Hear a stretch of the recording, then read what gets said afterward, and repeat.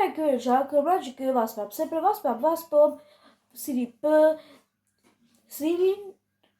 சிந்திக்க தெரிந்த மாந்தனுக்கு மட்டுமே உரியது சிரிப்பாகும். சிரிக்க தெரிந்தவன் வாழ பிறந்தவன் என்று கூறுவர். சிரிப்பை புன்சிரிப்பு, குமிழ் சிரிப்பு, முறுவல், நகைப்பு என்றெல்லாம் வேறுபடுத்துவர்.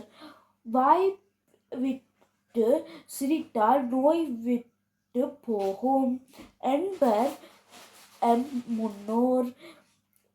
இன்றைய பெருமுறை உலகில நாங்கள் சிரிப்பதை மறந்து வருகின்றோம். பூ மலர்வது போல மலர்வது சிரிப்பு. இத்தகைய சிரிப்பு ஓர் அழகின் வெளிப்பாடு. உங்களுக்கு இந்த வாசகம் பிடிச்சிருக்கா?